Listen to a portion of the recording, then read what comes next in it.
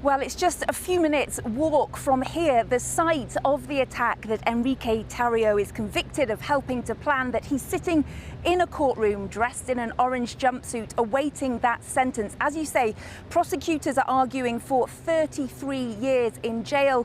That would be significantly longer than any of the other people convicted in association with the attack here on the Capitol in January the 6th, 2021, an attack that prosecutors argue Enrique Tarrio viewed as an act of revolution. Smashing through American democracy, members of the far-right extremist group, the Proud Boys, were at the forefront of the assault on the US Capitol on January the 6th, 2021. I don't fear anything, and my organization doesn't fear anything either. The group's former leader, Enrique Tarrio, has been convicted of seditious conspiracy for taking a leading role in the plan, despite not being there on the day. But speaking the following month, he was clear that the battle was far from over. We're going to fight, and every time we see something that we don't like or we find wrong, we're going to go out and we're going to fight for it. But he didn't fight on January the 6th, having been banned from the city for burning a Black Lives Matter flag the previous year. In an interview with Channel 4 News, he admitted he would have been tempted to join the rioters. There's a chance that I would have, because I get caught in the heat of the moment. He insisted he had not planned the insurrection. Because I'm the head of the organization and I know exactly what we planned and what we didn't plan, that's exactly why it's so easy for me to say that and we did not coordinate to assault the Capitol. But video of him the day before the riot suggests otherwise. It shows a clandestine meeting with the founder of another extremist group, the Oath Keepers.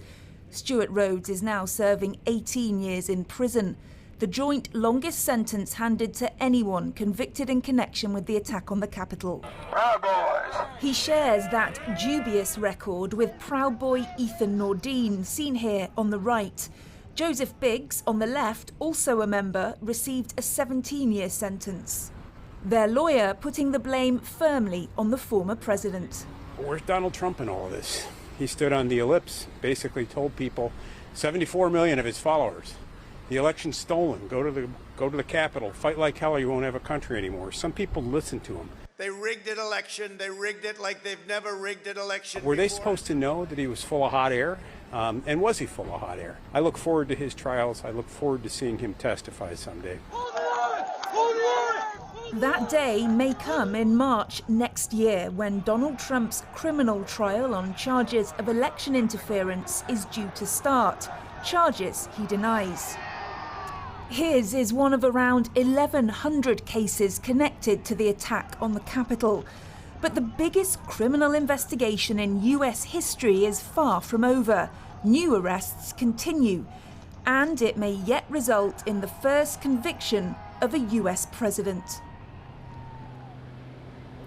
And that former president is also running for re-election. In fact, March the 4th is the date that his trial is expected to start here in Washington, D.C. That's the day before Super Tuesday, the day where the most US states and territories vote in the presidential primary. So it's a day that he would much rather be out campaigning than sitting in a courtroom. But there's much more than just the White House riding on this election for Donald Trump. He's indicated that if he's re-elected, he will use his presidential powers to pardon himself and some of the others convicted of the attack here on the Capitol on January the 6th, 2021. An attack on this building and an attack